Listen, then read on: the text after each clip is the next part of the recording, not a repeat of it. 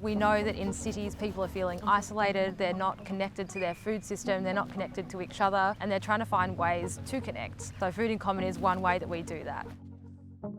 Through community cooking classes, online or in person, through gardening workshops by sharing our stories around gardening, what's working and what's not, as well as encouraging people to engage online, whether that be uploading a photograph to a Facebook group, simply responding to an email, or having a really good yarn on Zoom.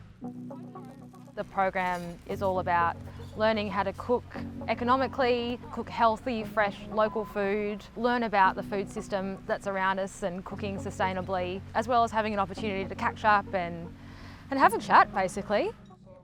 Initially, when I saw the program advertised, I was quite nervous.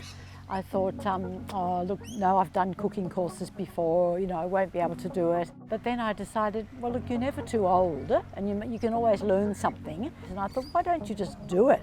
There's a beautiful community garden nearby and it just sounded so special. If you can't do things perfectly, it doesn't matter. If you can't chop everything exactly the right way, that's okay. Just taking out some of the fear that you sometimes have when you're cooking is being good and supporting each other with each person's skills, I guess. Being understanding of differences as well. Just being accepting of community so that you get all sorts of people involved in the classes.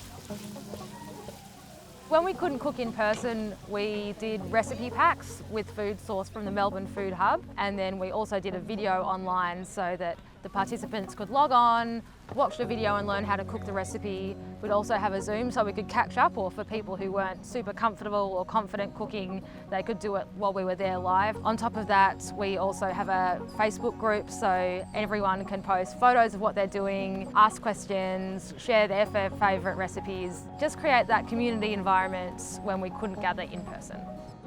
At first I thought, oh, that's going to be really hard, sitting on a computer and communicating. The food parcel I was able to bring home and then go online and read the recipe. And then Georgia used to put it on the computer so you could watch her doing it online, and then you could practice. And then she encouraged us to do it and then take a photo. And then we would sit on Zoom and talk about how it all went, successful or otherwise. It's definitely given me a lot more confidence to communicate with other people. Having everyone cook the same recipe even though they weren't cooking in the same kitchen made people a lot more adventurous. So we certainly had participants who said, I've never used kale before, or I read this recipe initially and thought, that's not for me. And then, a couple of days later, once they had the opportunity to try cooking the recipe and share it with their family, that actually, this is a great recipe, I'd love to cook that again.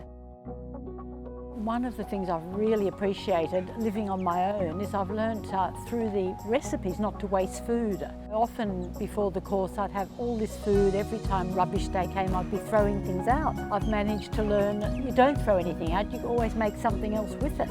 It's been very economical. I love the fact that you make things that don't cost a lot of money. Lots of vegetables, and I've learned about spices, and I've learned about the salt bush. All these things. No, it's been really great for me. The whole idea of this program is that it can be picked up and taken anywhere around Australia. So any community room, any community centre has the capacity to grow their own herbs and share that with the community. Or even if you don't have a full kitchen, you can get a camping stove, and that's enough to run a community program like this. And the idea is that everyone can get better at building their literacy around food, their literacy around sustainability, hopefully some of the online components as well, because most people have access to that these days, and obviously create an opportunity to socialise that wasn't there before.